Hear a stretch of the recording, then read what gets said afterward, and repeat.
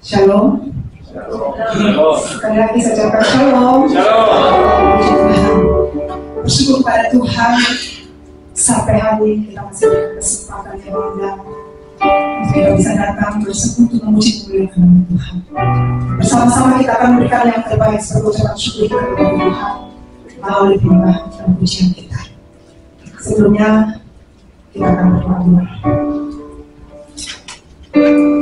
Bapa dalam kerajaan surga, Bapa yang kami muliakan Tuhan kami Yesus Kristus,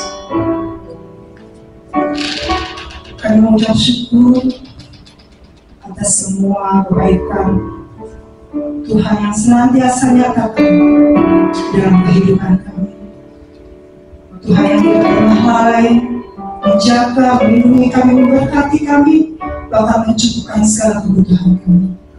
Saatnya kami datang kepada Bapa untuk mengucap syukur, menaikkan pujian, penyembahan kami. Ajar kepada kami untuk memberikan yang terbaik bagi Tuhan. Karena Tuhan sudah mengasihi, menyertai kami hingga sampai saat ini. Bapa di surga, Engkau Bapa yang melihat sampai kedalaman hati kami. Jika ada sesuatu yang tidak berkenan di hadapan Tuhan, ampuni kami Tuhan. Dan terus berikan kekuatan kepada kami untuk memampukan kami berjalan sesuai dengan kebenaran firman Tuhan. Tetap setia, tetap mengiring Tuhan sampai akhir hidup kami. Inilah kami Tuhan yang rindu lawan kami, rindu urapan-Mu, menguasai hati pikiran kami, bahkan ruangan kami. Terima kasih Bapa, sertai kami kepada kami dari awal sampai akhir, dan boleh jadi di dalam nama Bapa, Anak dan Roh Kudus. Haleluya. Amin. Yesus mulia.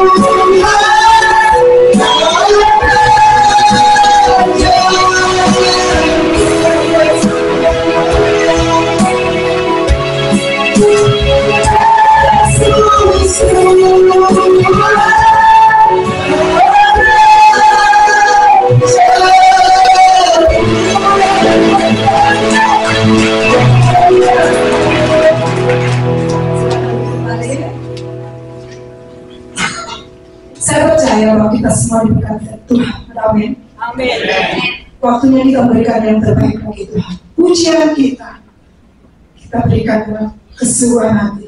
Karena Tuhan melihat setiap hati kita saat tidak ada yang bersembunyi dalam Tuhan. Sebagai ucapan syukur kita harus memberikan yang terbaik bagi Tuhan. Hari ini.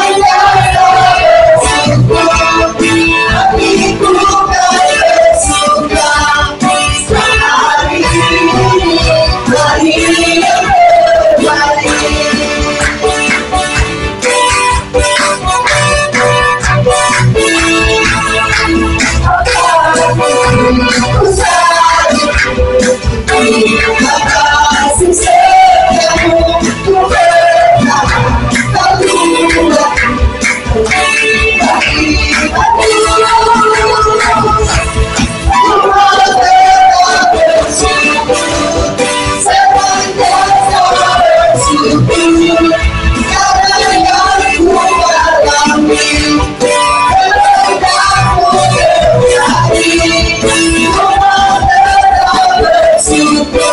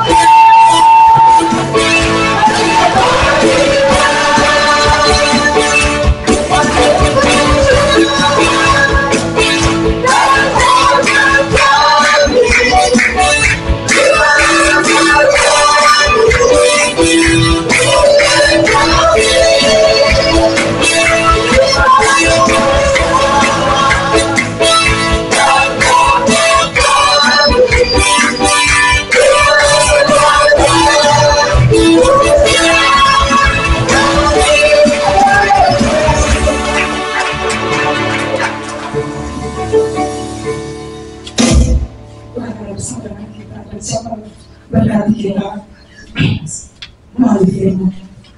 Silakan dulu kita akan bersama-sama belajar berhamba ya. Tahu dari Pak Esra, kesehatan hati pikiran kita. Terima kasih.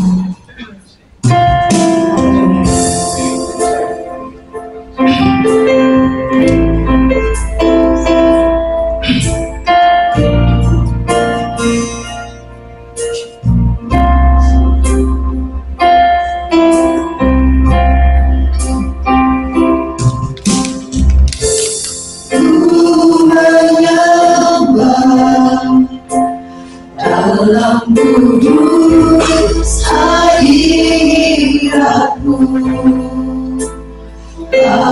berdiri ada kasih karena-Mu Bapa.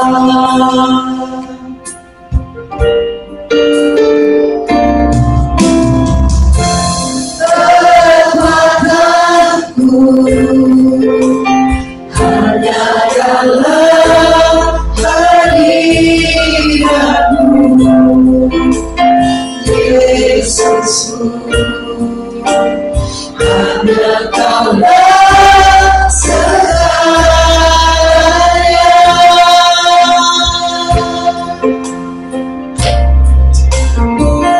Ku yakin Kau hadir di sini, ku rasakan kuasa yang tak terbatas.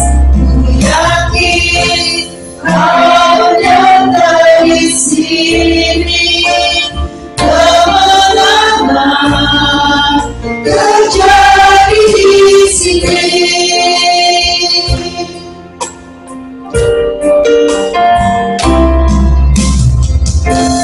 Ku menyembah dalam kudus hadirat-Mu.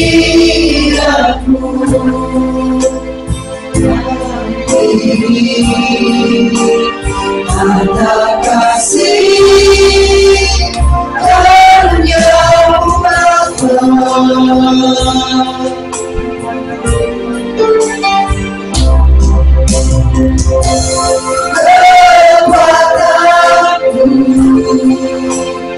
Hanya dalam hadirat-Mu, Yesusku, hanya Kaulah segalanya.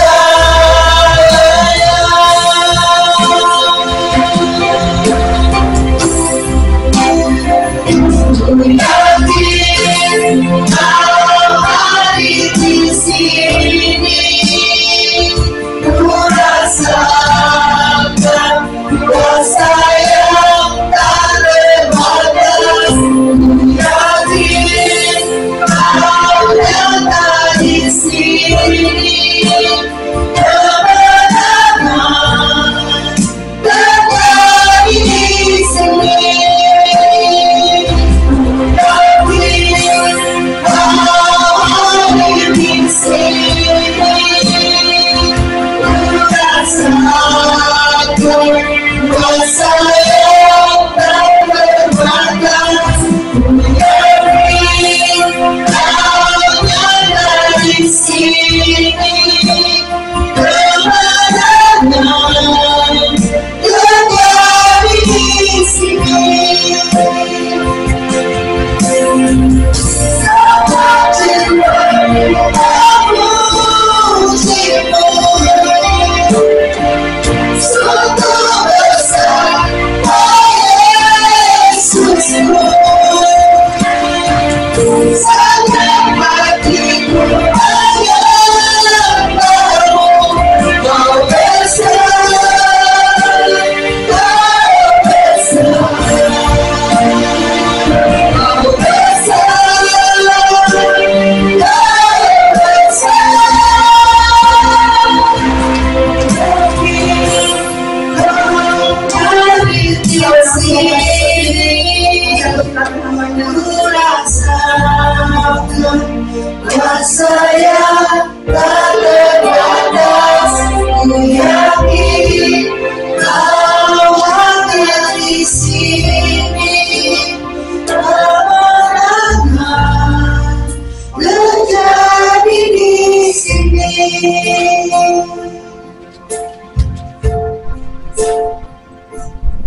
Mari kita berdoa.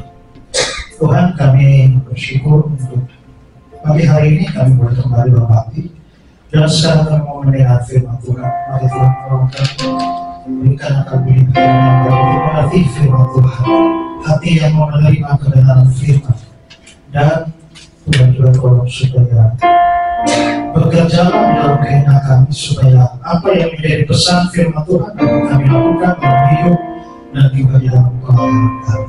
Terima kasih Tuhan. Kami sadar dosa menjadi penghalang kami di dalam bersekutu dengan Tuhan, terlebih dalam firman Tuhan. Tuhan kiranya mengampuni kami dari segala dosa kami dan layakan kami untuk duduk di hati Tuhan dan belajar firman Tuhan. Terima kasih Tuhan. Tolong hamba sudah menyampaikan supaya kita dalam firman yang dinyatakan bagi kami. Dalam nama Yesus kami berdoa. Amin. Saya duduk.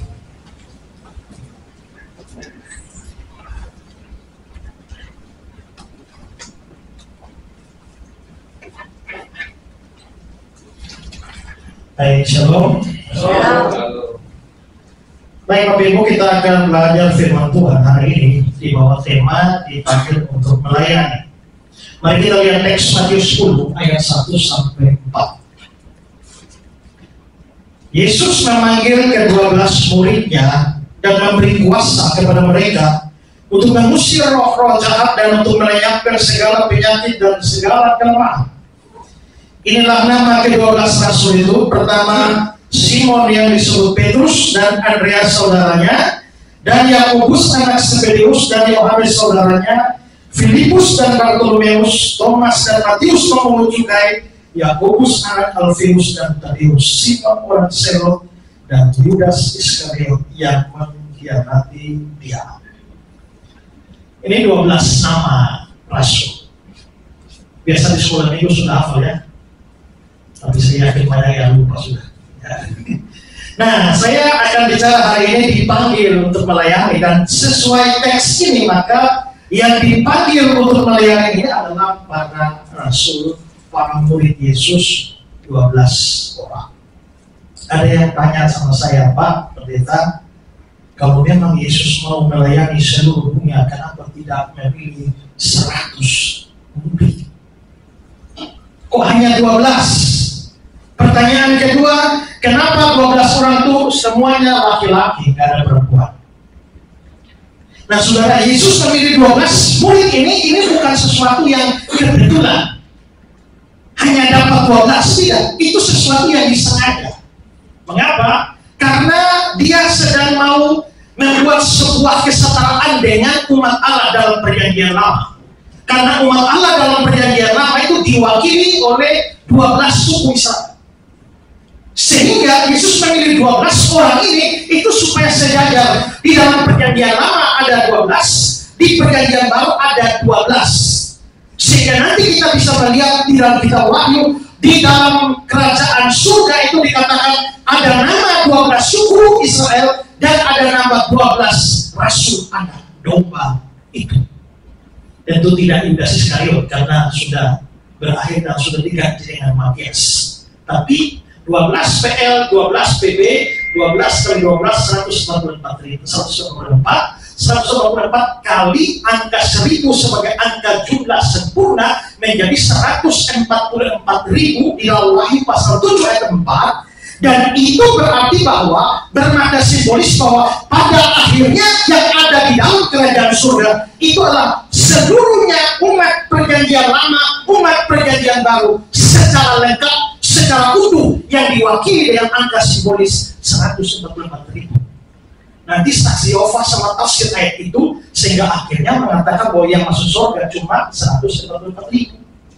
Maka orang saksi Yehova sekarang yakin tidak masuk surga. Kalau kita nginjili orang, kalau kamu mati hari ini yakin masuk surga, saya tidak yakin. Banyak orang Kristen tidak yakin masuk surga, orang saksi Yehova yakin tidak masuk surga. Kenapa? Kan sudah cukup 140.000 orang, cukup. Maka saksi Yehova yang sekarang itu mereka nanti kemana? Hidup di Firdaus di bumi. Nah itu keyakinan mereka. Nah saya kembali ke sini bahwa itu berarti bahwa pemilihan 12 ini itu memang bukan secara tidak sengaja, secara sengaja supaya cocok dengan perjanjian lama. Kenapa tidak ada perempuan? Karena budaya pada waktu itu perempuan itu dilarang bicara di umum. Ya, karena itu kalau Yesus pilih murid-murid perempuan nanti tidak ada manfaat. Karena budaya saat itu tidak mengizinkan, makanya nanti kita baca dalam Lukas 7 ada perempuan-perempuan yang mendukung pelayanan Yesus dengan harta mereka, tapi mereka tidak dipilih jadi rasul. Bahkan di satu poin itu kita melihat bahwa Paulus sampai menegaskan bahwa ya perempuan-perempuan dilarang bicara dalam pertemuan jemaat. Itu terkait dengan kebudayaan pada waktu itu, sehingga tidak relevan demi pemberitaan Injil pada saat itu dipilih rasul perempuan. Tapi kita bisa lihat bahwa nanti dalam Kristus semua itu sudah diubahkan sehingga kamu semua satu. Tidak ada laki, tidak ada perempuan, tidak ada orang Yahudi, tidak ada orang non-Yahudi. Kamu semua satu. Ya. Nah, tapi yang pasti adalah bahwa Yesus memilih 12 rasul ini, dan saya mau bahas beberapa hal terkait ini. Ya, yang pertama adalah mari kita mengenal ke-12 rasul ini. Saya akan secara singkat memperkenalkan siapa mereka ini. Yang pertama itu adalah Simon yang disebut Petrus. Simon yang disebut Petrus, kita biasa menyebutnya Simon Petrus. Tapi bahwa di sini dikatakan Simon yang disebut Petrus, itu artinya nama sebenarnya itu Simon. Setelah itu barulah nama Simon itu menjadi Petrus. Yaitu Yohanes 1:42. Dia membawanya kepada Yesus. Yesus kepada dia dan berkata, engkau Simon anak Yohanes, engkau akan dinamakan Kefas, artinya Petrus. Jadi orang ini punya 3 nama. Simon itu nama Ibrania. Ya.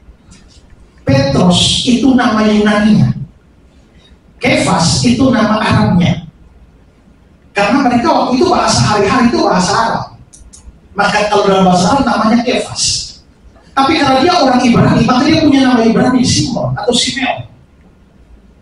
Dan karena waktu itu dunia Yunani sementara Helenisasi Yunani menguasai seluruh dunia, maka tidak tahu kalau orang tidak punya nama Yunani.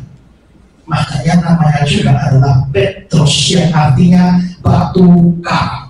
Nah, tapi saudara-saudara, kalau kita memeriksa tentang Simon Petrus ini di dalam Injil-Injil, maka sebenarnya kita melihat bahwa ada problem di dalam diri Petrus itu. Ada banyak masalah di dalam dirinya, ada banyak kelemahannya, ada banyak kekurangannya. Dan salah satunya secara eksplisit dikatakan bahwa Simon ini orang yang tidak terbelajar. Coba lihat di Sampaian 13. Ketika sidang melihat keberanian Petrus dan Yohanes dan mengetahui bahwa keduanya orang biasa yang tidak terbelajar. Artinya dia tidak sekolah yang tinggi. Sebagai seorang nelayan Galilea, dia mungkin hanya mengenyam pendidikan dasar, dan karena itu dia bukanlah orang yang mempunyai pendidikan, atau kalau sekarang mungkin dia tidak sekolah teologi sampai doktor. Ya. Dia orang biasa, tidak terbelajar. Hal yang lain lagi dari Petrus ini adalah dia ini adalah orang yang cepat berubah dan sedikit suka cari sensasi. Ya, coba kita lihat Matius 14. Waktu dia lihat Yesus jalan di atas air, lalu Petrus berseru dan menjawab, Tuhan, apabila engkau suruhlah aku datang kepadamu berjalan di atas air. Dia berjalan di atas air, wah ini mujizat luar biasa. Tapi ketika dirasanya tiupan angin, takutlah ia dan melihat di dalam lalu berteriak, Tuhan, tolonglah aku. Dari sebuah keyakinan Tuhan, ya, biarkanlah aku berjalan di atas air. Lalu setelah itu menjadi beberapa menit kemudian sudah berkata kepada Tuhan, tolonglah aku. Biar lagi Yohanes 13. Kata Petrus kepadanya, ini kalau waktu Petrus, waktu Tuhan mau membasuh kaki murid-muridnya. Kata Petrus kepadanya, engkau tidak akan membasuh kakiku sampai selama-lamanya. Petrus menolak dibasuh kakinya oleh Yesus. Tapi Yesus bilang, jikalau aku tidak membasuhnya, engkau tidak mendapat bagian dalam aku. Kata Simon Petrus kepadanya, Tuhan, jangan hanya kakiku saja, tapi juga tangan dan kepalaku. Bayangkan ini orang lihat. Pada benar yang mau masuk kakinya, begitu semua Tuhan, jangan kaki aja, kepala juga, tangan juga. Sepertinya orang ini cepat sekali berubah pikirannya dan juga sedikit mencari sensasi. Bahkan saudara, dia pernah mau sok jadi pahlawan terhadap Yesus. Lihat Matius 19.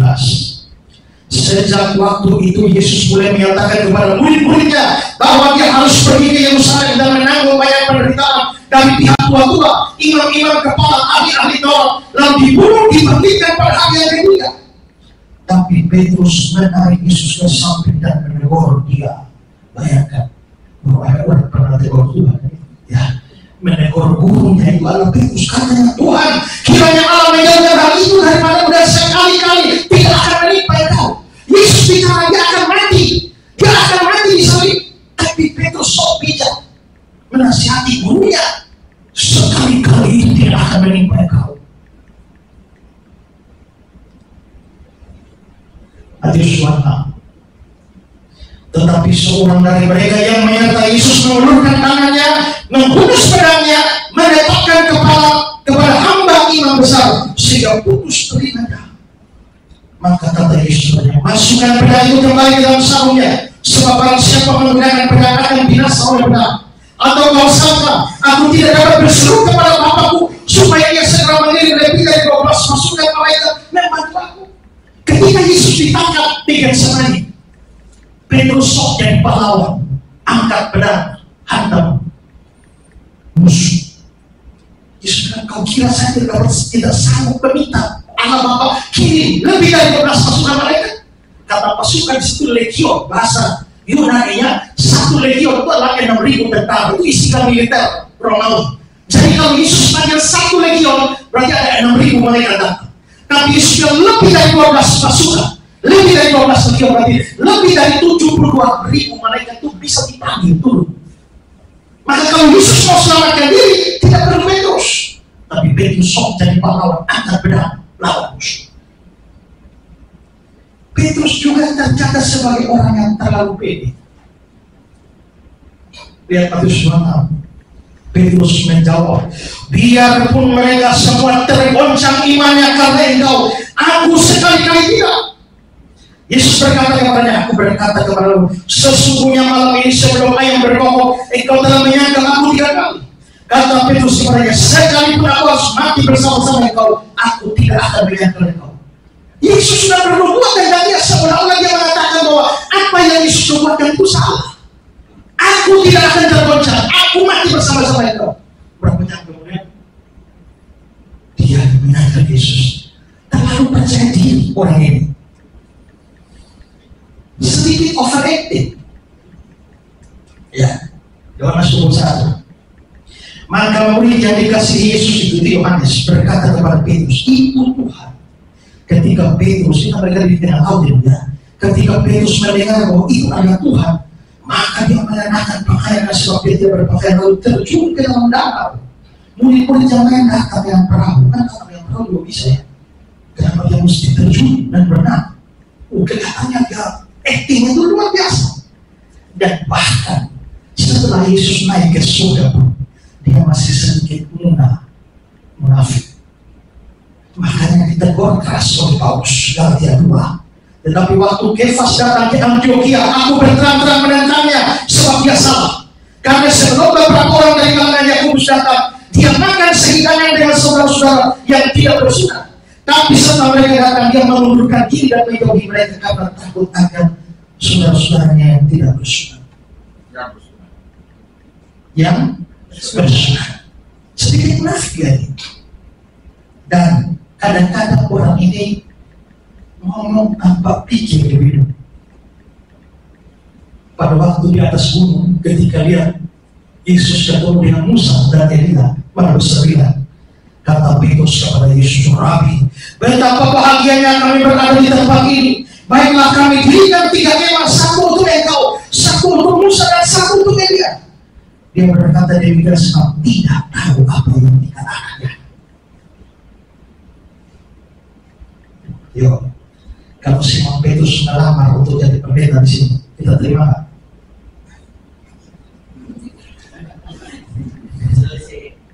Susah.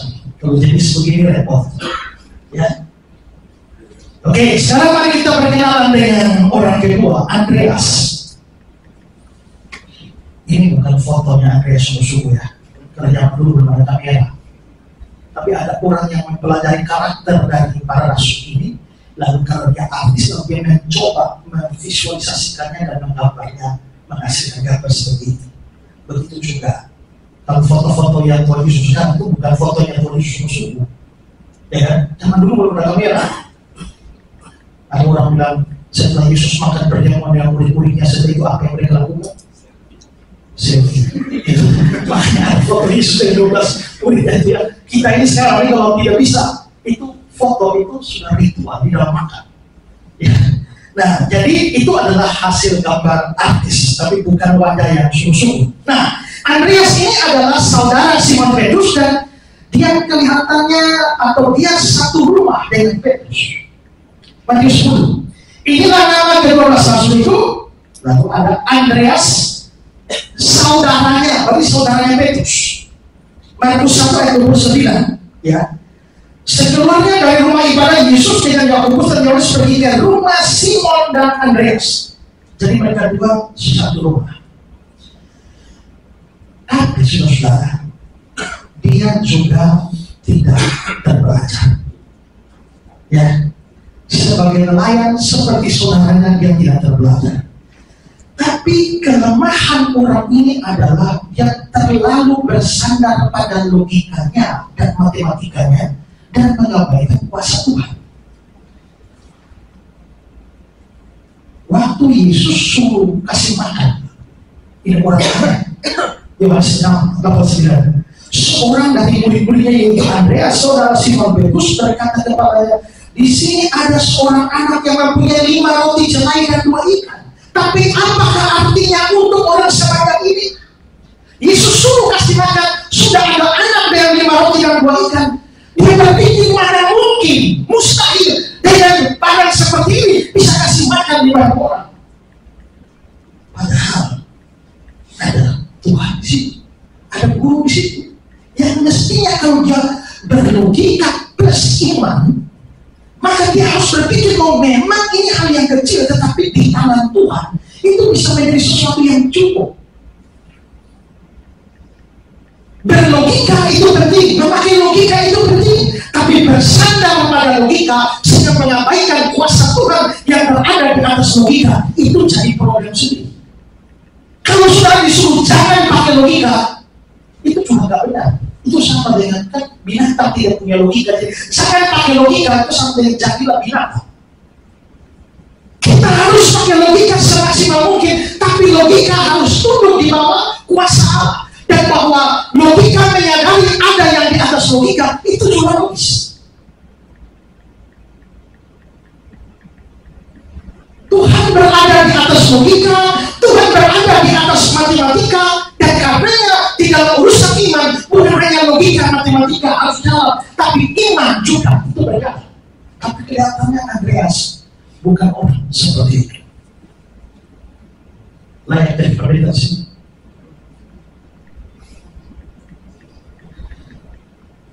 Ya,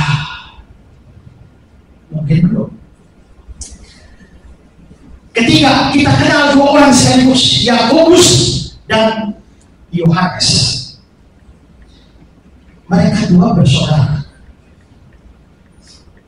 Dan keduanya disebut anak-anak guru.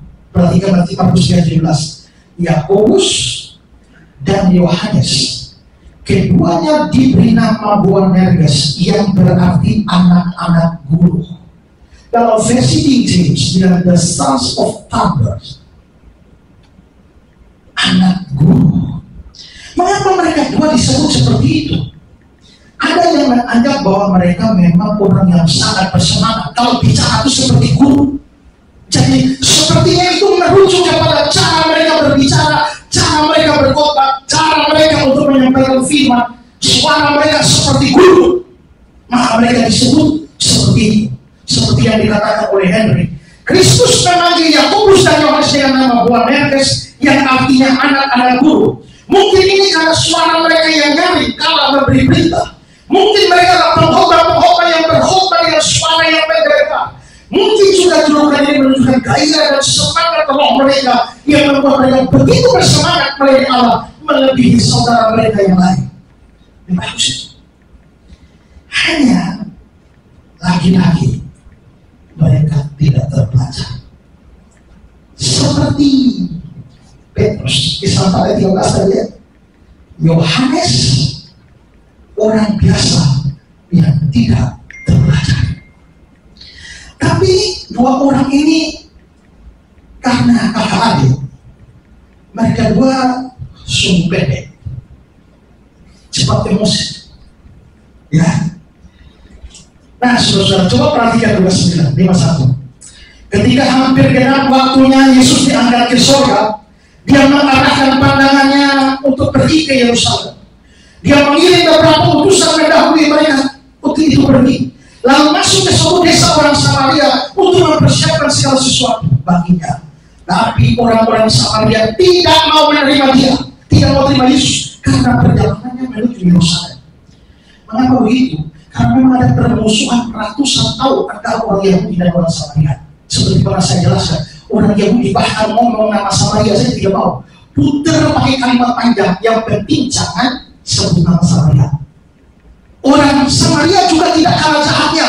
Kalau kamu pergi kemana-mana lewat Samaria boleh, tapi kalau mau pergi ke tanah Yahudi, jangan coba-coba lewat tanah Samaria. Orang Samaria saking bencinya sama orang Yahudi, tolak semua nabi-nabi Yahudi. Yeskiel nabi Yahudi, tolak kitabnya.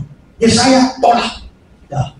Yunus tolak, semua nabi Yahudi tolak. Akhirnya orang Samaria Alkitabnya itu hanya 5. Kejadian Keluaran Imam bilang Musa saja punya, yang lain semua tolak. Ada permusuhan panjang. Karena itu Yesus mau pergi ke Yerusalem. Kalau Yesus ke tempat lain lewat Samaria tidak apa-apa. Tapi karena Yesus mau ke Yerusalem harus lewat Samaria. Orang Samaria bilang tidak boleh. Tidak ada hukum tolong menolong antara orang Samaria dan orang Yahudi. Waktu Yesus di Yohanes pasal 4 minta minum kepada perempuan Samaria, dia jawab, Yohanes 4, maka datanglah seorang perempuan Samaria hendak menimba air. Kata Yesus kepadanya, berilah aku minum. Maka kata perempuan Samaria itu kepadanya, masakan engkau seorang Yahudi minta minum kepadaku seorang Samaria? Sebab orang Yahudi tidak bergaul dengan orang Samaria. Keterangan Yohanes, mereka musuh bebuyutan. Nah saudara, karena itu Yesus juga waktu mula-mula beritakan Injil, dia cegah batasnya di Matius 10:5, ya. Ya putus murid-murid jangan menyimpang ke jalan bangsa lain atau masuk ke dalam kota Samaria. Ya. Nanti belakangan setelah Yesus naik ke surga, jadikanlah semua bangsa muridku, ya. Kamu akan jadi saksi Yerusalem juga, Samaria masuk belakangan. Tapi di awal pelayanannya Yesus mencegah rasul-rasul pergi ke Samaria. Nah karena itu saudara, maka orang Samaria menolak Yesus, tidak boleh lewat. Waktu Yesus ditolak, semua murid yang lain diam. Tapi 2 orang ini sungguh pendek. Apa yang mereka bilang? Lukas 9:4. Ketika 2 muridnya yaitu Yakobus dan Yohanes melihat hal itu, mereka berkata, Tuhan, apakah engkau mau supaya kami menyuruh api turun dari langit membinasakan mereka? Wow, ini kalau hamba Tuhan yang cepat emosi begini, ya. Anak bertanya terkata cerita api turun dari langit sabar kau, ya. Api sih cuma mati sabar api, ya. Kelihatannya cepat mana orang. Henry bilang begini, ketika keduanya mendengar berita penolakan ini, hati mereka langsung terbakar dan tidak ada tempat memuaskan mereka selain mengirim kebinasaan kota Sodom atas desa ini. Api dan langit, mungkin mereka lihat Sodom dan Gomora dibakar turun di sini. Guru mereka belum pernah menyuruh api turun dari langit dalam kesempatan manapun. Tidak, dia bahkan menolak memberikan satu tanda dari surga kepada orang Farisi yang menuntut hal itu. Jadi mengapa kedua murid ini harus berpikir untuk melakukannya? Yakobus dan Yohanes adalah kedua murid yang diberi nama Boanerges, anak-anak guru, dan masih belum cukup sesuaikan nama itu bagi mereka, sehingga mereka harus menjadi anak-anak kilat juga. Terima dia. Ibu ketawa saja. Kalau punya pendeta cepat emosi begini berat, ya. Dan kelihatannya mereka mempunyai fanatisme yang cukup sempit. Markus 9:38, kata Yohanes kepada Yesus, Guru, kami lihat seorang yang bukan pengikut kita mengusir setan dari namamu, lalu kami cegah orang itu karena dia bukan pengikut kita. Jadi kelihatannya mereka mau pengikut mereka saja yang melayani, jangan orang lain jangan. Ya. Henry bilang, mereka tampaknya masih juga mau menyombongkan diri dengan tindakan sok unjuk kuasa ini dan berharap sang guru tidak hanya membenarkan mereka karena hal ini, tapi juga memuji mereka. Murid-murid berharap dia tidak menyalahkan mereka karena ini menjadi terbesar bila mereka menggunakan kekuasaan mereka untuk menjaga kehormatan kelompok yang keramat ini.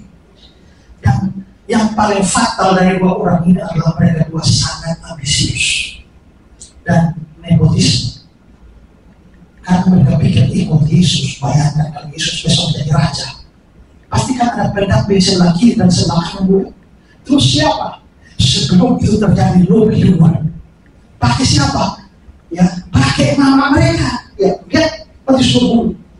Maka datanglah ibu anak-anak Spirus. Anak Spirus kan dua orang di Yakobus, serta anak-anaknya kepada Yesus, lalu sujud di hadapannya dan meminta sesuatu kepadanya. Karena Yesus, apa yang kau kehendaki? Jawabnya, berita supaya kedua anakmu ini boleh duduk kelak dalam kerajaanku, yang seorang di sebelah kananmu, yang seorang di sebelah kirimu.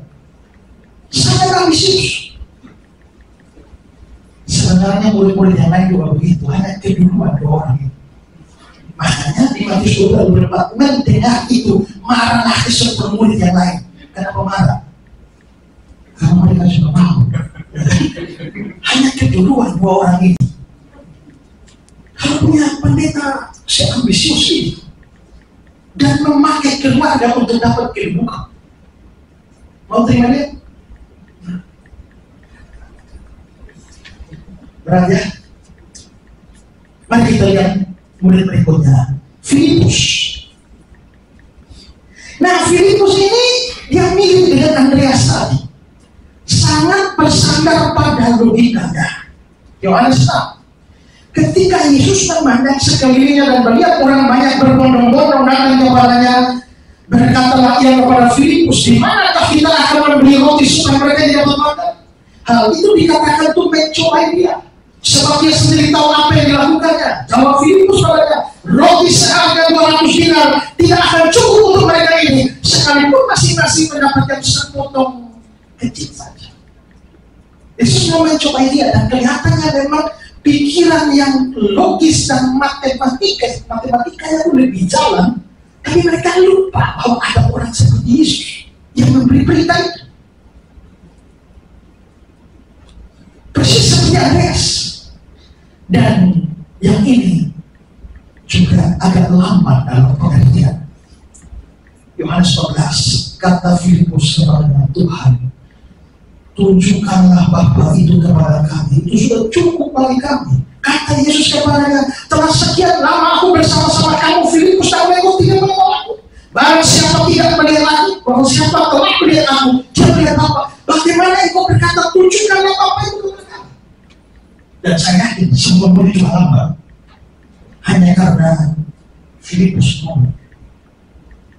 Dua,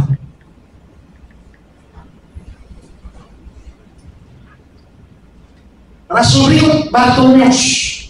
Bartolomeus ini nama lainnya adalah Nathanael. Ya, makanya kalau sudah lihat dalam daftar nama itu nggak muncul nama Nathanael. Tapi kalau lihat di daftar dalam nama Nathanael muncul, Bartolomeus tidak ada. Jadi siapa yang hilang? Bartolomeus adalah Nathanael. Kalau Petrus bisa punya 3 nama, yang lain bisa punya 2 nama. Ya. Bartolomeus itu artinya anak dari Tolmai, karena bahasa Arab itu anak dari, seperti bahasa Arab bin. Jadi anak dari Tolmai itu Bartolomeus. Bartimeus anak dari Timeus. Barabas anak dari Abah, anak dari Bapa. Barnabas anak penghiburan, pokoknya ada barbar duluan, itu anak dari. Ya. Nah, Bartolomeus ini memang bukan nama sesungguhnya, kalau namanya adalah Nathanael. Filipus 1, Yohanes 1, Filipus bertemu dengan Nathanael. Dan Nathanael ini kelihatannya sedikit mempunyai pandangan negatif atau sentimen terhadap Nazaret. Makanya begitu Filipus berkata, kami telah menemukan dia yang disebut oleh Musa dalam kitab Taurat dan para nabi, yaitu Yesus anak Yusuf dari Nazaret. Begitu dia dengar Yesus dari Nazaret, lalu dia bilang dalam Yohanes 1:26, kata Nazaret kepadanya, mungkinkah sesuatu yang baik datang dari Nazaret? Nazaret itu begitu kecil, Nazaret itu tidak berpengaruh, Nazaret itu tidak ada apa-apanya dibanding kota yang lain. Mungkinkah yang baik? Mungkinkah ada orang hebat? Mungkinkah Mesias dari Nazaret? Mempunyai pandangan yang rendah kepada Nazaret. Orang berikut, Thomas. Thomas ini dia adalah orang yang pesimis. Dia biasa meninjau masa depan secara negatif. Ketika mendengar dari Marta dan Maria bahwa Lazarus sakit, Yesus sengaja menunda kedatangannya ke Betania. Dia malah mengajak murid-muridnya. Dia mengajak murid-muridnya, lihat Yohanes 11 ayat 67. Namun setelah dengarnya bahwa Lazarus sakit, dia sengaja tinggal 2 hari lagi di tempat di mana dia berada. Tapi sesudah itu dia berkata pada murid-muridnya, mari kita kembali ke Yudea. Tapi ajaran Yesus kembali ke Yudea diprotes oleh murid-murid yang lain. Yohanes 11, Rabi, baru-baru ini orang Yahudi mencoba melempari engkau, masih maukah engkau kembali ke sana? Orang di sana mau lempar kita, masa kita kembali ke sana cari bahaya? Lalu Yesus menegur mereka dan tetap memilih pergi berangkat. Lalu bagaimana reaksi Thomas? Yohanes 11. Lalu Thomas yang disebut Didimus, jadi dua nama. Ya, Thomas yang disebut Didimus berkata kepada teman-temannya itu murid-muridnya, marilah kita pergi juga untuk mati bersama-sama dengan dia. Dah, daripada protes baik, majulah mati-mati. Ya, kata-kata Thomas ini banyak penafsir melihatnya secara negatif. Bahwa dia seorang yang pesimistis di dalam mengatasi masa depan.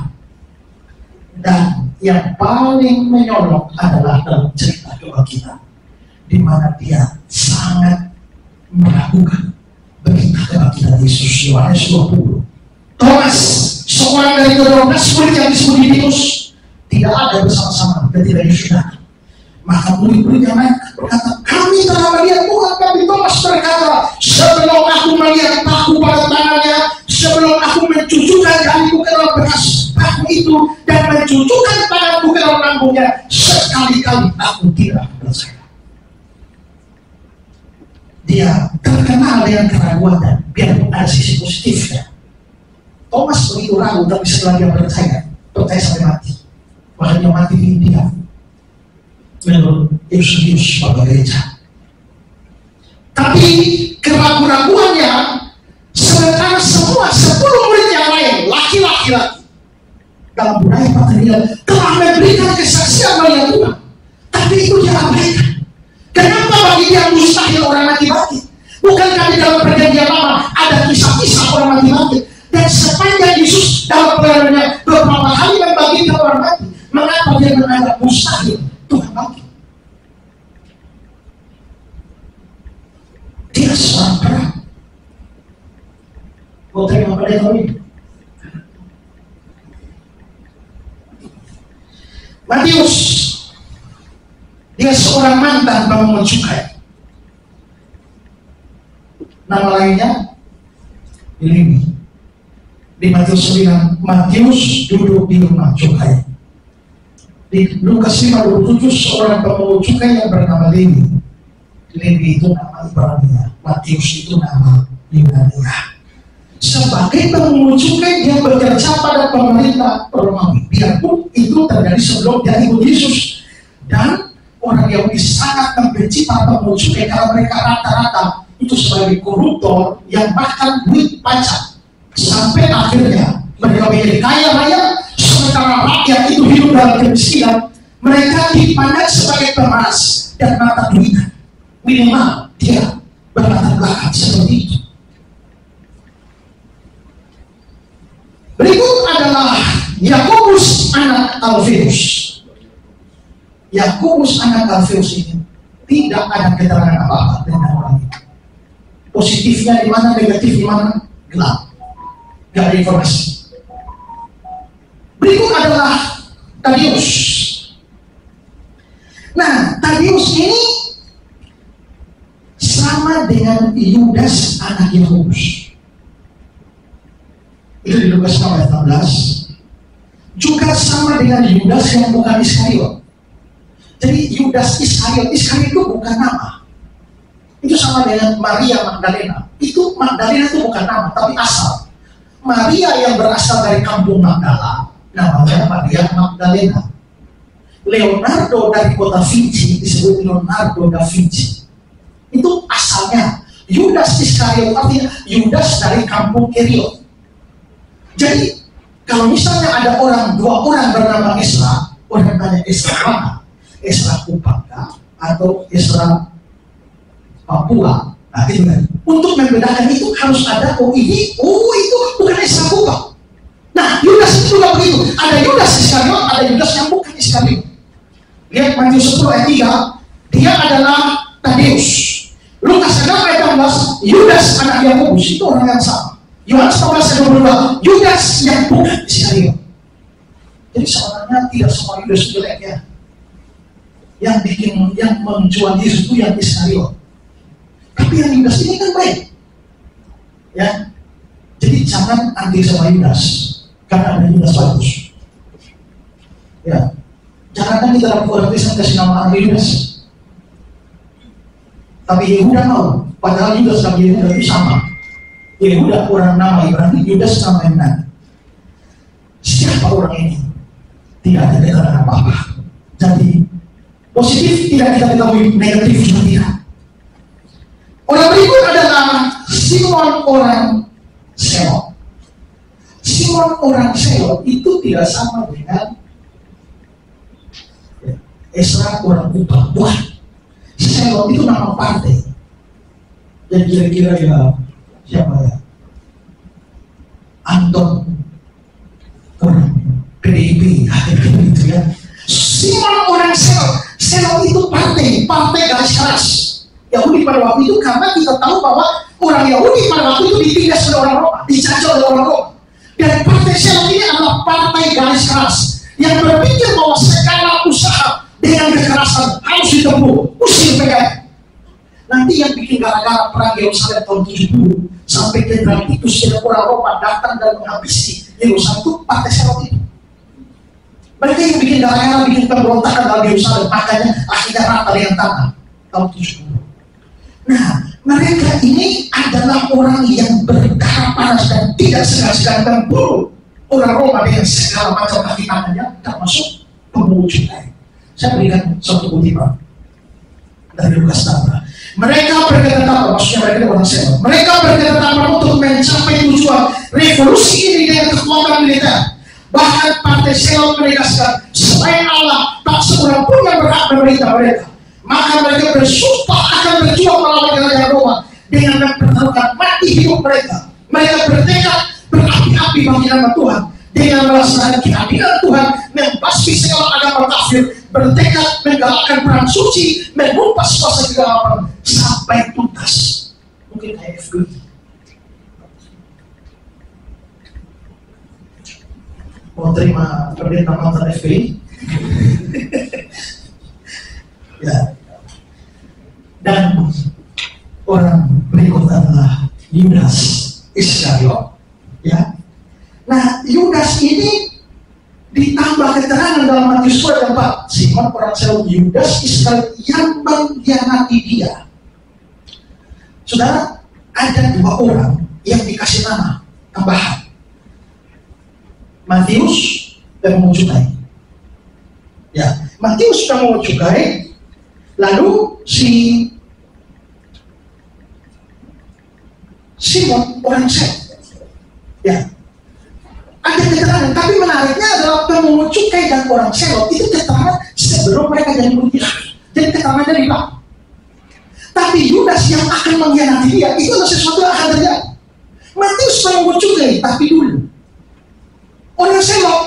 dulu sebelum jadi murid Yesus. Tapi Yudas yang mengkhianati dia, ini bukan dulu, tapi nanti. Ya. Nah, Yudas ini kelihatannya cuma orang Kristen KTP jadi rasul, tapi tidak pernah percaya Yesus. Yohanes 6:4, tetapi di antaramu ada yang tidak percaya. Di antara murid-murid ada yang tidak percaya. Ayat 70-71, jawab Yesus kepada mereka, bukankah aku sendiri telah memilih kamu yang berobas? Namun seorang di antaramu adalah iblis. Yang dimaksudkan ialah Yudas, anak Simon Iskariot. Dia tidak pernah sungguh-sungguh percaya, hanya kelihatan percaya. Dan dia bendahara dari kelompok ini, tapi suka curi-curi. Yohanes 12:6, dia seorang pencuri, dia sering mengambil uang yang disimpan dalam kas yang diberangnya. Gara-gara dia reputasi bendahara ini rusak. Ya, kalau ada bendahara makan duit benar-benar Yudas. Ya. Nah, kalau dapat pendeta kayak Yudas, repot. Oke, dari 12 orang ini, kalau kita harus pilih pendeta, pilih yang mana?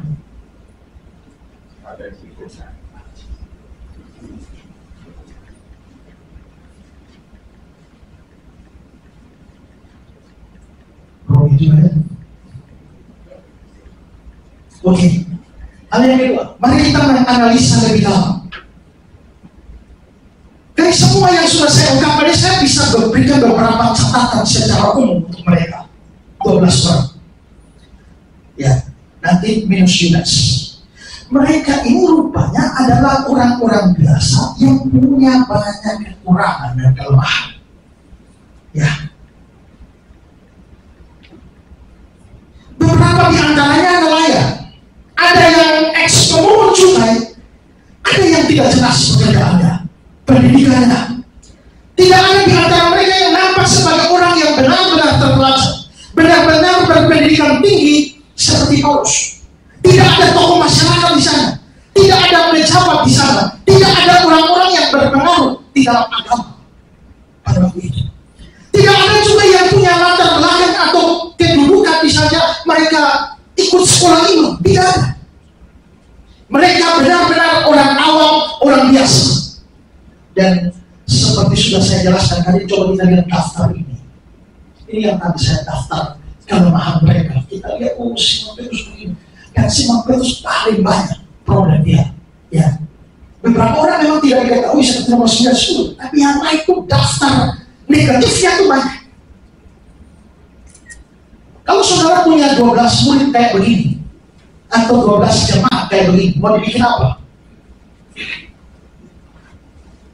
Ada harapan? Tapi saudara, luar biasanya adalah dengan orang-orang seperti ini, kecuali Yudas Iskariot, Yesus bisa menggoncangkan dunia ini. Nanti dalam surat 1 Korintus Paulus bilang begini, sebab apa yang bodoh dari Allah lebih besar hikmatnya daripada manusia yang lemah dari Allah, lebih kuat daripada manusia. Ingat saja saudara, bagaimana keadaan kamu ketika kamu dipanggil. Menurut ukuran manusia tidak banyak yang bijak, tidak banyak yang berpengaruh, tidak banyak yang terpandang. Tapi apa yang bodoh bagi dunia dipilih Allah memalukan orang-orang beriman. Apa yang lemah bagi dunia dipilih Allah memalukan orang-orang kuat. Dan apa yang yang terpandang dan yang hina bagi dunia dipilih Allah. Bahkan apa yang tidak berarti dipilih Allah untuk meniadakan apa yang berarti, supaya jangan ada seorang manusia yang merendahkan diri di hadapan Allah. Itu tidak berarti Allah tidak bisa pakai orang pandai. Ada orang pandai yang Tuhan pakai, Paulus. Makanya coba 12 rasul, berapa yang tulis kita? Matius tulis, Markus bukan rasul, Lukas bukan rasul, Yohanes itu rasul. Kisah para rasul oleh Lukas bukan rasul. Lalu nanti ada surat Yohanes, surat Petrus. Yudas itu bukan Yudas Iskariot yang tulis surat Yudas. Yudas saudaranya Yesus. Yakobus yang menulis surat Yakobus bukan Yakobus rasul, sudah mati itu di kisah 12. Itu Yakobus saudara Yesus. Wahyu itu Yohanes. Jadi rasul itu cuma Matius, lalu Yohanes, Petrus yang bikin surat yang pendek. Yang lain gak tulis. Tapi Roma, Korintus, Galatia, Efesus, Filipi, Galatia, siapa? Paulus. Kenapa Tuhan pakai Paulus tulis? Karena memang untuk menulis apa yang jadi dasar di kesadaran Tuhan pakai orang pintar ini. Jadi bahwa Tuhan memakai orang-orang yang tidak terpelajar tidak berarti orang terpelajar itu Tuhan tidak pakai. Tapi maksudnya adalah bahwa sekalipun orang tidak terpelajar, tapi Yesus itu bisa mengubah mereka menjadi sangat-sangat berarti. Dan fakta ini mau mengungkapkan kepada kita beberapa hal. Pertama, kalau saudara adalah orang yang bodoh, kurang pendidikan, kalau saudara punya kekurangan atau kelemahan, kalau saudara bukan orang yang punya karunia-karunia yang hebat, jangan beranggapan bahwa Tuhan tidak bisa mampu saudara. Ya, sebetulnya yang memegang peranan ini bukan kita, tapi Tuhan, di mana kita itu adalah hamba atau alat. Sebuah alat itu akan jadi berguna bagus atau bagaimana tergantung yang memegang. Double stick di tangan saya, kira-kira jadi apa? Gak ada manfaat, pajangan. Tapi di tangan Rusi itu senjata mematikan, bukan? Kalau begitu, yang bagus itu bukan hanya sekedar double sticknya, tapi di tangan siapa double stick itu ada. Sebuah sehelai daun tidak ada arti apa-apa, tapi di tangan berapa pembara itu bisa jadi senjata mematikan. Ya. Kalau begitu maka kita bisa melihat bahwa kita ini hamba, kita itu alat dalam tangan Tuhan. Maka sebenarnya persoalan bukan pada alatnya, tapi pada tangan siapa. Karena itu ada satu tulisan bagus yang saya baca beberapa tahun yang lalu, judulnya tergantung di tangan siapa. Baseball dalam bola basket dalam tanganku hanya seharga $19. Bola basket dalam tangan Michael Jordan $33 juta. Tergantung di tangan siapa. Baseball dalam tanganku hanya $6. Baseball dalam tangan Mark McGwire berharga $19 juta. Tergantung di tangan siapa. Raket tenis tidak ada gunanya dalam tanganku. Raket tenis dalam tangan Venus Williams menghasilkan kemenangan dalam kejuaraan dunia. Tergantung di tangan siapa. Tongkat dalam tanganku menghalau binatang buas. Tongkat di tangan Musa berlalu buas. Tergantung di tangan siapa. Katapel dalam tanganku merupakan mainan anak-anak. Katapel di tangan Daud merupakan senjata dahsyat yang menumbangkan Goliat. Tergantung di tangan siapa. 5 roti 2 ikan dalam tanganku menjadi beberapa potong roti isi. 5 roti 2 ikan di tangan Yesus memberi makan ribuan orang. Tergantung di tangan siapa. Paku-paku dalam tanganku menghasilkan sandal burung. Paku-paku di tangan Yesus Kristus menghasilkan keselamatan bagi segenap umat manusia. Tergantung di tangan siapa. Kita lihat sekarang, segala sesuatu tergantung ada di tangan siapa. Jadi serahkan segala masalahmu, kekhawatiranmu, kekuatanmu, ketakutanmu, harapan-harapan, impian-impian, keluargamu, kawan serta sahabat-sahabatmu dalam tangan Tuhan. Sebab segala sesuatu tergantung ada di tangan siapa. Lalu ujung tulisan itu berkata, pesan ini sekarang ada di tangan. Apa yang hendak kau lakukan dengannya? Tergantung ada di tangan siapa. Tuhan tahu kelemahan kita. Tuhan tahu kekurangan saudara. Persis seperti dia tahu kelemahan para murid. Tapi itu bukan menjadi halangan untuk dia memakai mereka. Sepanjang mereka tunduk dan bersedia, dia bisa pakai mereka menggoncangkan dunia ini. Warga bilang begini, mereka adalah orang-orang biasa saja. Mereka dipilih di antara orang-orang biasa yang kehidupan sehari-hari pun biasa. Dikatakan bahwa Yesus mencari bukan orang-orang luar biasa, tapi orang-orang biasa yang bisa melakukan hal-hal biasa dengan cara yang luar biasa lainnya. Tak seorang pun perlu berpikir bahwa dia tidak mempunyai apapun untuk dipersembahkan pada Yesus. Karena Yesus bisa mengambil apa yang bisa dipersembahkan oleh orang yang paling biasa dan menggunakannya untuk sesuatu yang besar. Tadi dalam daftar tadi yang paling jelek itu siapa? Paling banyak kelemahan itu siapa? Petrus ya. Dan Tapi siapakah yang dipakai untuk menguatkan murid-murid yang lain? Lukas 22:32. Tapi aku telah berdoa untuk engkau, Petrus, supaya imanmu jangan gugur, dan engkau, jika engkau sudah insaf, kuatkan saudara-saudara. Orang yang paling jelek justru dipakai untuk membanggakan. Dan siapa yang dipakai dengan sekali berkhotbah 3.000 orang bertobat? Petrus, kisah 2:41, ya, 3.000 orang bertobat. Seorang namanya berarti saya berkata bahwa Petrus satu kali berkhotbah 3.000 orang bertobat. Pendeta sekarang 3.000 kali berkhotbah belum tentu satu orang bertobat. Petrus paling lemah, Petrus paling banyak masalah, tapi justru dialah yang sepertinya menjadi ketua kelas dan akhirnya dipakai Tuhan luar biasa.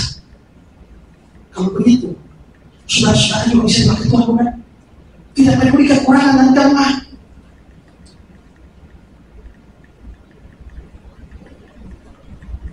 Tapi ada hal kedua di sini. Kalau saudara melihat ada hamba Tuhan yang penuh dengan kelemahan dan kekurangan, asal dia orang Kristen sejati yang mau melayani dengan tulus, jangan sekali-kali saudara menganggapnya bukan hamba Tuhan dan tidak layak melayani. Ya, pikirkan ini, jikalau para rasul saja penuh dengan kekurangan dan kelemahan, tapi Yesus mau pakai mereka, siapakah kita yang karena kekurangan dan kelemahan dalam diri para pelayan Tuhan lalu menganggap bahwa mereka tidak layak melayani? Sekali lagi saya tekankan, asal dia orang Kristen sungguh-sungguh dengan tulus hati mau melayani, maka kita bukan siapa-siapa yang mempunyai hak untuk mencegah atau melarang mereka. Ingat bahwa biarpun seorang adalah hamba Tuhan, pendeta atau penginjil, dia tetap manusia yang punya darah dan daging seperti kita semua. Maka punya kekurangan dan kelemahan.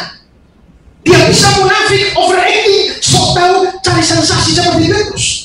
Dia bisa saja terlalu bersandar pada logika dan matematika seperti Andreas dan Filipus. Dia bisa saja pemarah dan emosional seperti Yakobus dan Yohanes. Dia bisa saja ambisius dan mencari kepentingan sendiri seperti Yakobus dan Yohanes. Dia bisa pesimistis dan ragu-ragu seperti Thomas. Semua negatif.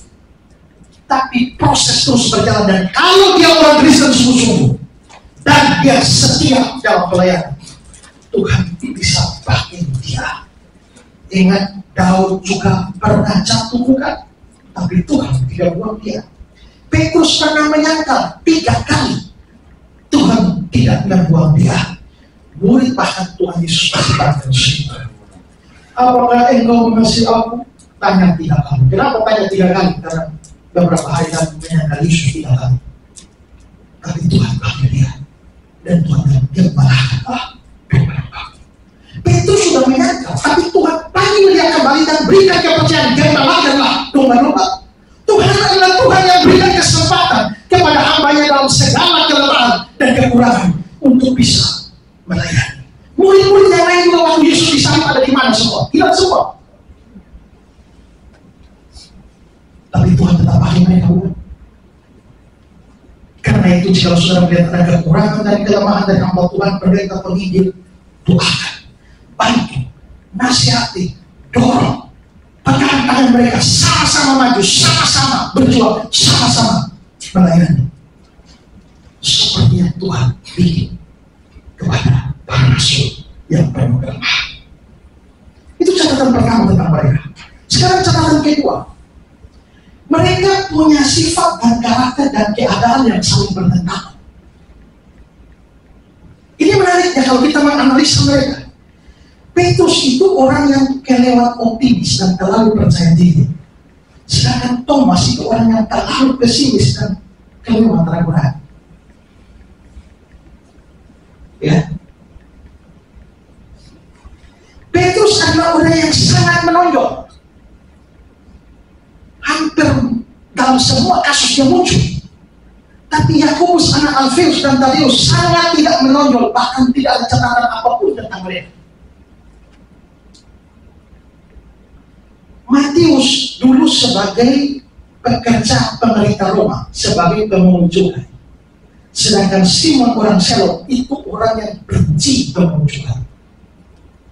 Jadi saudara bayangkan, seandainya Simon ketemu Matius sebelum jadi murid Yesus, pasti Matius gak malu. Untungnya waktu ketemu sama-sama murid Yesus. Ya, coba perhatikan kata Bapak. Matius adalah seorang pemunculan. Dia adalah pengkhianat dan pembelok bagi teman-teman sebangsa. Simon orang Selot adalah kelompok nasionalis keras yang terus senang. Orang yang sama sekali tidak patriotik dan orang yang patriotik, fanatik, bergabung dalam kelompok ini. Lalu Barclay bilang, jadi seumpama Simon orang Selot bertemu dengan Matius di luar hubungan mereka dengan Yesus, Simon tentu sudah tahu Matius. Dua orang yang baku benci di luar Kristus, begitu ketemu dalam Kristus, jadi saudara, jadi partner. Tapi ada banyak orang sekarang dalam gereja baku benci dan saling membinasakan. Itu tragis. Mereka ada sikap-sikap yang bentrok. Meskipun demikian, ternyata mereka tetap bisa bersatu dan bisa berjuang untuk kemuliaan Tuhan. Saya lagi-lagi berikan Bapak. Kekristenan mulai dari kelompok yang majemuk. Di dalamnya berpadu dua ekstrem. Dengan demikian kelompok itu terdiri dari semua jenis dan latar belakang dan pandangan.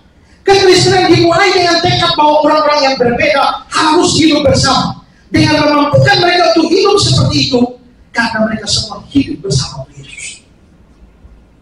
Terus jadi kita menemukan satu kebenaran yang hebat, yaitu bahwa orang-orang yang sama-sama mengasihi Yesus tentu akan belajar saling mengasihi, meskipun dahulu mereka saling membenci. Sekarang kelompok kita ini kan hanya kecil, tapi coba pikirkan segala macam perbedaan di antara kita. Dan kalau perbedaan itu diperunci, bukankah kita nggak bisa melakukan apa-apa untuk Tuhan?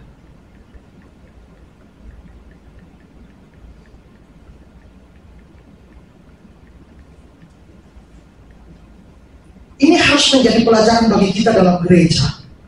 Ada banyak kelihatan orang bertentangan.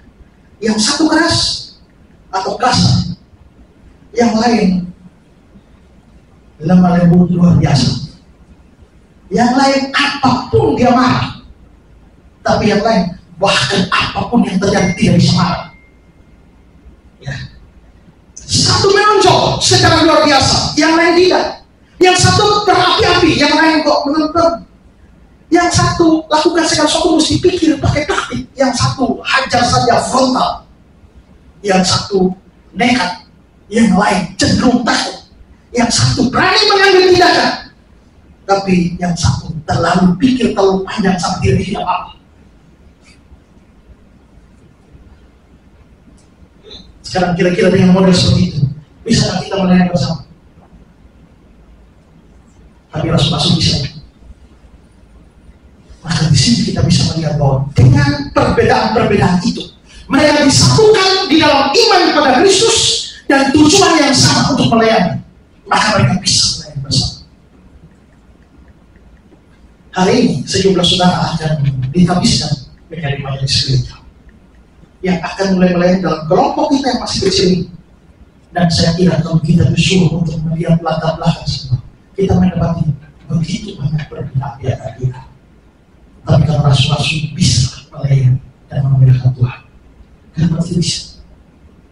Dan kalau sudah berpikir, oh saya ini bagaimana, saya tidak mampu, saya ini baru belajar, saya nggak bisa, saya terlalu banyak kelemahan, kita juga bisa daftarkan kelemahan. Saya pun punya kelemahan yang terlalu banyak. Bahkan saya tidak segan-segan mengakui kekurangan dan kelemahan saya. Saya pengkhotbah yang baik, saya guru yang baik, tapi bukan yang paling baik. Ya kalau ada orang sakit pergi cari seorang di pos PI kita, namanya Pak Daniel. Dia jangan tahu kamu ulang tahun.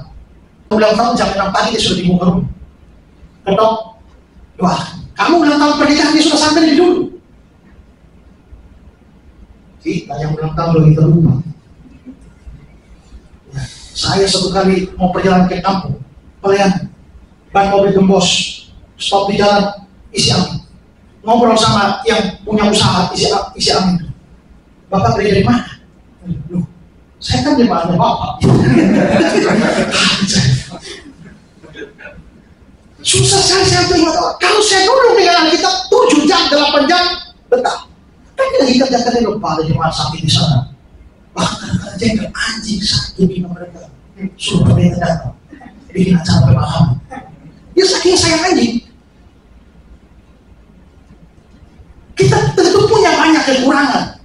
Tapi siapa suruh melakukan semua sendiri?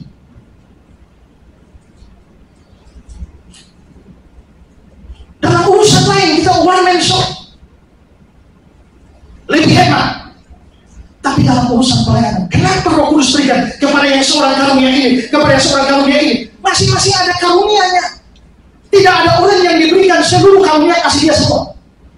Demi kepentingan pelayanan, beberapa orang diberikan banyak karunia.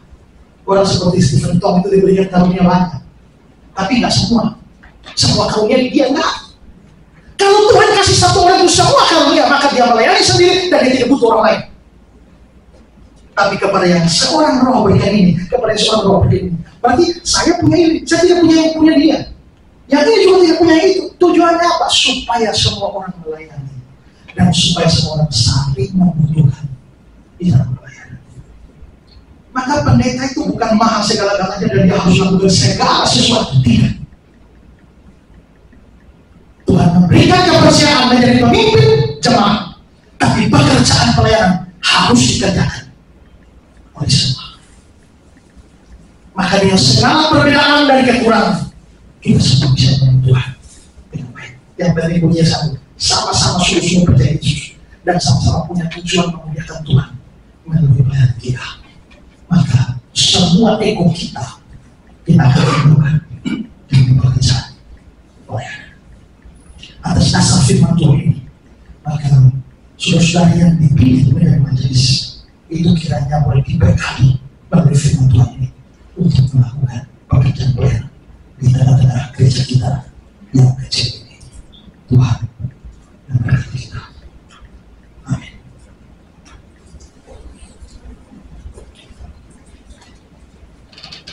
Baik saudara, seperti yang saya katakan tadi bahwa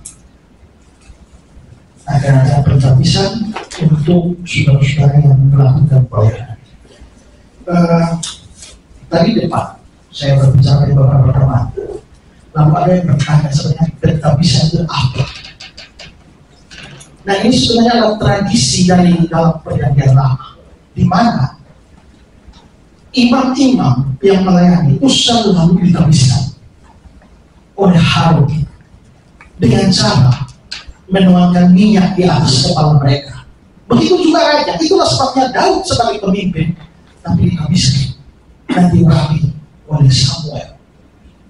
Demikian juga Yesus, pada waktu Yesus sebelum melayani, dia juga perlu ditabiskan.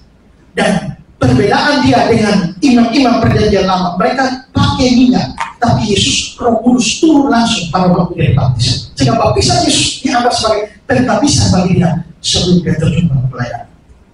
Nah karena itu juga maka gereja Kristus semua yang melayani dalam jabatan khusus dalam gereja itu ditabiskan tidak lagi dengan minyak sebagai simbol Roh Kudus, karena Roh Kudus sudah berdiam di dalam diri kita. Hanya kita membutuhkan pengurapannya yang lebih untuk melakukan tugas-tugas pelayanan kita. Yesus Kristus tentang gereja, dia berkata, aku akan mendirikan jemaatku dan kamu tidak akan menguasainya. Berarti gereja adalah bentukan Tuhan Yesus sendiri. Dan pada dasar gereja, orang-orang percaya boleh ada dan melayani. Gereja disebut sebagai tubuh Kristus, di mana Kristus adalah kepala dari gereja itu. Karena itu maka pada kesempatan ini saya akan mengundang saudara-saudara yang ada di Tabisa untuk maju ke depan. Saudara Martin Kurniawan sebagai wakil kepala, saudara Yevi Citra dan Ibu Isa kalian sebagai bendahara dan sekretaris. Silakan kami untuk maju depan. yang mengatur bagian pengajaran dan doa Bapak Adolf Franz Desimolo dan Ibu Minardi Musiana.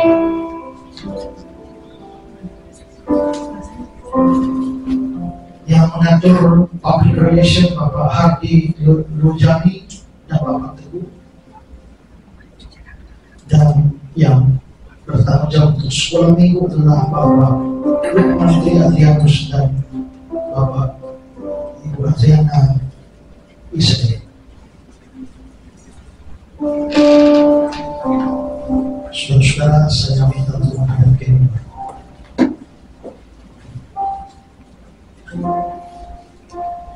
Rasul Paulus menulis, dan dialah yang memberikan baik rasul-rasul maupun nabi-nabi, baik pemberita-pemberita Injil maupun gembala-gembala, pengajar-pengajar, untuk memperlengkapi orang-orang kudus bagi pekerjaan pelayanan, bagi pembangunan tubuh Kristus, sampai kita semua telah mencapai kesatuan iman dan pengetahuan yang benar tentang anak Allah, kedewasaan penuh dan tingkat pertumbuhan yang sesuai dengan kepenuhan Kristus. Itu berarti bahwa Tuhan sendiri memelihara gerejanya atau tubuhnya dengan mengangkat orang-orang tertentu yang diserahi tugas pengembangan dan pelayanan di dunia ini. Ingat kata-kata Tuhan, bukan kamu yang memilih aku, tapi aku yang memilih kamu, dan aku telah menetapkan kamu sesuai supaya kamu pergi dan menghasilkan buah, dan buahmu itu tetap. Tentang tugas dan tanggung jawab serta karakter para pelayan dalam gereja, Paulus berkata, gembalakanlah kawanan. Petrus berkata, gembalakanlah kawanan domba Allah yang ada padamu, jangan dengan paksa, tapi dengan sukarela sesuai dengan kehendak Allah. Dan jangan kamu mencari keuntungan, tapi dengan pengabdian diri. Jangan kamu berbuat seolah-olah kamu memerintah atas mereka yang dipercayakan padamu, tapi hendaklah kamu menjadi teladan bagi kawanan domba Allah itu. Paulus juga berkata, orang yang menghendaki jabatan pemilik jemaat menginginkan pekerjaan yang indah. Karena itu pemilik jemaat haruslah seorang yang tak bercacat, suami dari satu istri, dapat menahan diri, bijaksana, sopan, suka memberi tumpang, cakap mengajar, orang yang bukan pemilu, bukan pemarah, melainkan peramah, pendamai, bukan hamba uang, seorang kepala keluarga yang baik, disegani dan dihormati oleh anak-anaknya. Jika seorang tidak tahu mengapa keluarga sendiri, bagaimana dia dapat mengurus jemaat Allah? Atas dasar firman Tuhan itu, maka saya akan mengajukan pertanyaan kepada saudara. Tapi ini sebelum kita, saya mengundang Pak Ketut sebagai kepala lokal terpadu berada di depan bersama-sama dengan saya.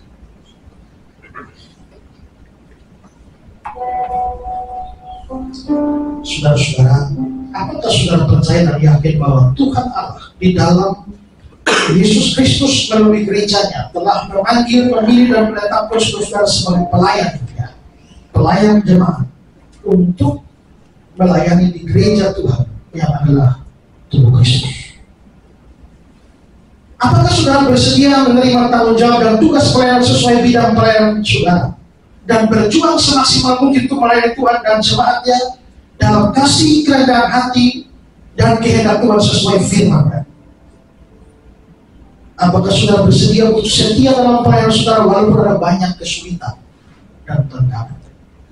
Apakah saudara berjanji menjaga kehidupanmu baik dalam kata-kata maupun sikap sehingga seturut dengan firman Tuhan dan menjadi teladan di tengah-tengah jemaat sehingga nama Tuhan dipermuliakan dalam hidup saudara?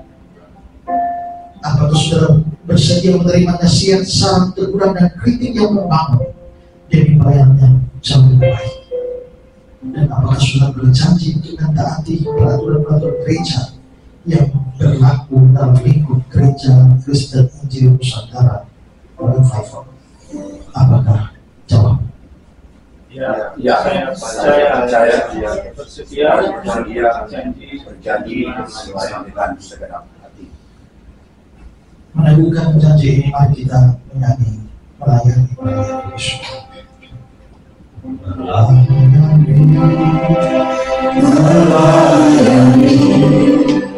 lebih sungguh,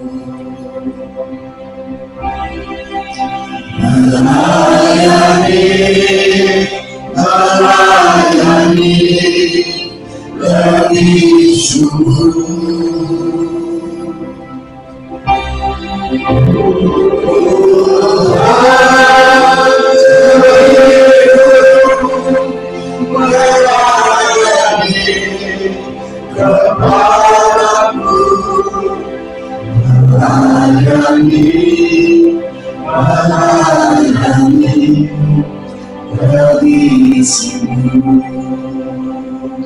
Tuhan Yesus Kepala Gereja, sebagai hamba, saat ini kami membawa saudara-saudara yang telah percaya, bersedia dan berjanji mengikut tanggung jawab pelayanan bersama di Taman Jiwa ini. Tuhan tandai mereka satu persatu, penuhi hati mereka dengan kasih, berikanlah kerendahan hati, lengkapilah mereka dengan kuasa dan karunia-karunia dari, kuatkanlah hati mereka sehingga mereka sanggup melaksanakan apa yang telah mereka ikrarkan di hadapan Tuhan. Dan sekarang saudara, arahkanlah hati dan terimalah berkat dari kiranya Allah sumber segala kasih karunia dan rahmat, Tuhan Yesus Kristus Sang Kepala Gereja, dan Roh Kudus Sang Penolong dan Penghibur melengkapi, memampukan, meneguhkan dan menyertai kamu untuk melaksanakan segala pelayanan yang dipercayakan padamu, mulai dari sekarang ini sampai akhir hidupmu, bahkan sampai selama-lamanya. Amin. Saudara, saya persilakan untuk menghadapi jemaat. Dan jemaat Tuhan, inilah saudara kita yang akan mengemban tugas pelayanan di tengah-tengah jemaat yang kecil ini, yang tidak seberapa. Dan mereka juga seperti khotbah tadi adalah orang-orang biasa punya kekurangan dan kelemahan. Marilah kita mendukung mereka, memberi semangat, menasihati, menegur mereka, supaya mereka bisa lebih baik lagi dalam pelayanan, dan kita boleh mendapatkan hasil pelayanan dan memuliakan Tuhan di dalam pelayanan. Tuhan memberkati semuanya. Melayani lebih sungguh. Melayani lebih sungguh.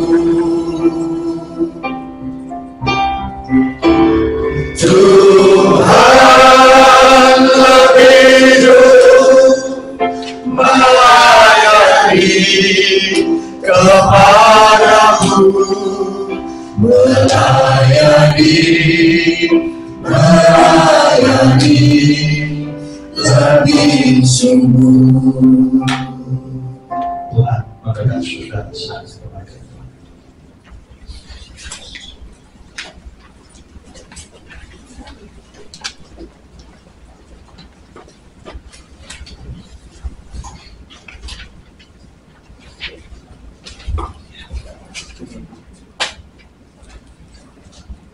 Puji Tuhan.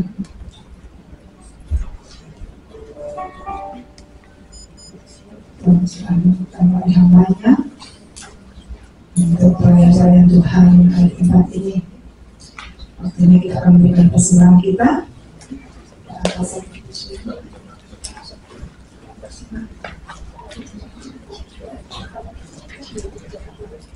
Memberikan persembahan, kita akan memberikan. Kembali kami menaikkan syukur kami Tuhan atas kasih setia Tuhan yang sudah merawat kami sampai saat ini. Terima kasih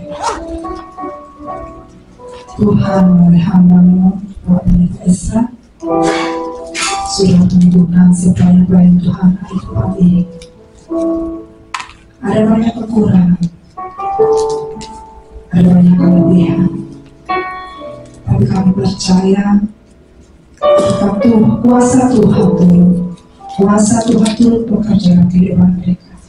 Mereka bersama-sama bersatu hati, saling melengkapi untuk melayani Tuhan, dan semua untuk hormat kemuliaan Tuhan.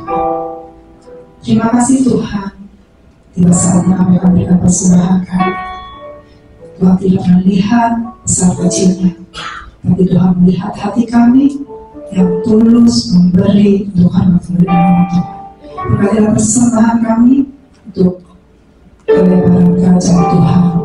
Terima kasih Tuhan, di dalam nama Yesus Kristus kami sudah berdoa bersyukur. Haleluya.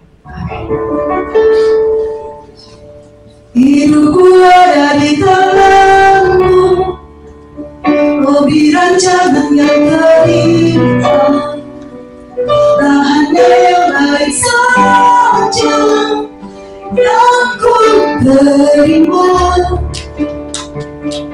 walau tubuhku direndam, walau jiwaku terkoyak, hujanku takkan terpampirkan, rohku yang bertimbul-timbul. Akan ku pikul salibmu, sempurnakan sisa damu, ku bertahan kau buatku, teguhkan imanku. Ku mau tetap bersyukur, senantiasa bersyukur, selama ku hadapi terjadi. Ku mau tetap bersyukur, senantiasa bersyukur, hatiku kan bersyukur sampai hari ini, hari yang terbaik.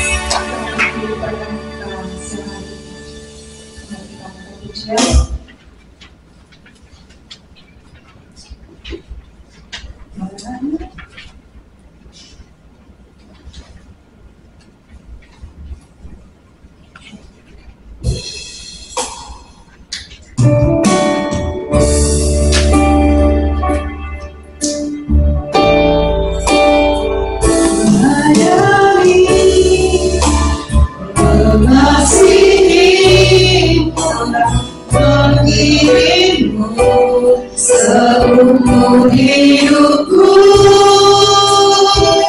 janjimu kan tetap ku pegang teguh, sampai ku dapat mahkota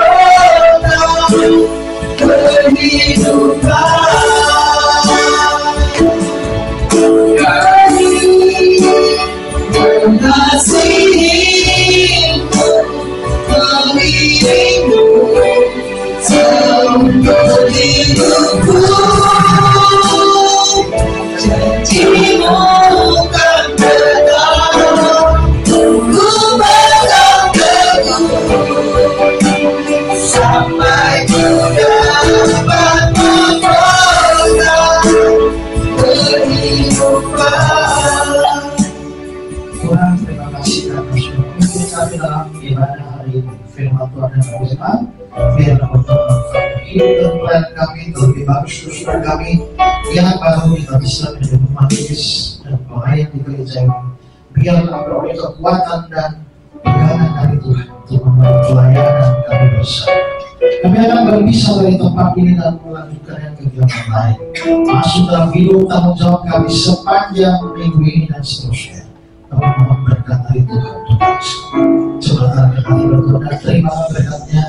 Kiranya anugerah dari Tuhan Yesus Kristus, kasih sayang dari Allah Bapa, dan penghiburan serta kekuatan dari Roh Kudus menyertai saudara sekalian dari sekarang ini sampai selama-lamanya. Amin. Silakan berdoa.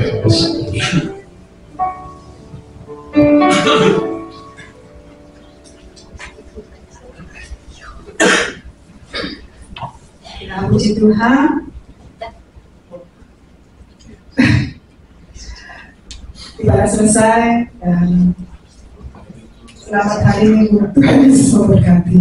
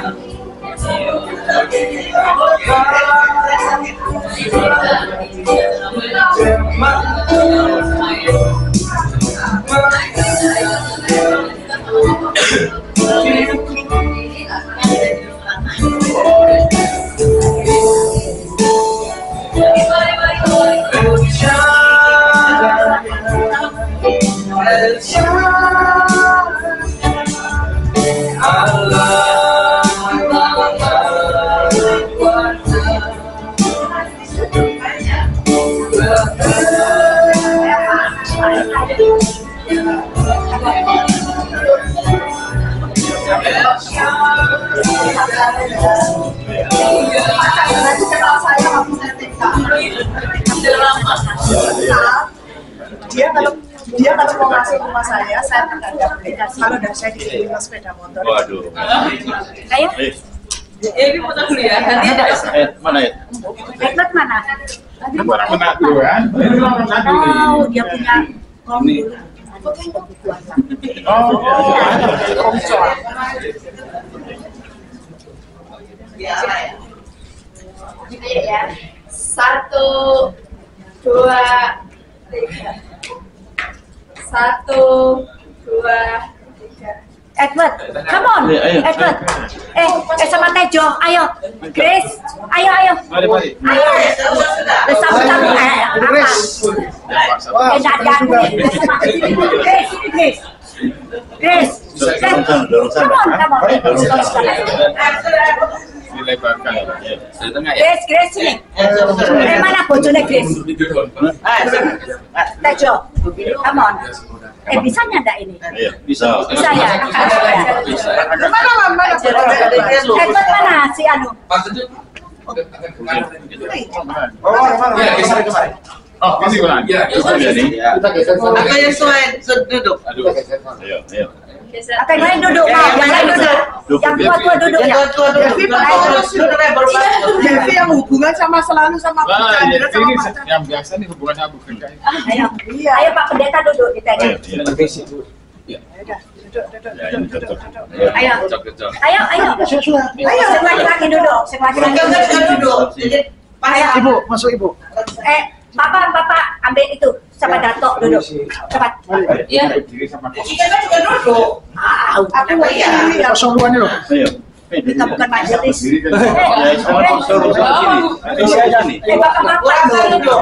Sana ambil cepat dulu. Ambil yang santai.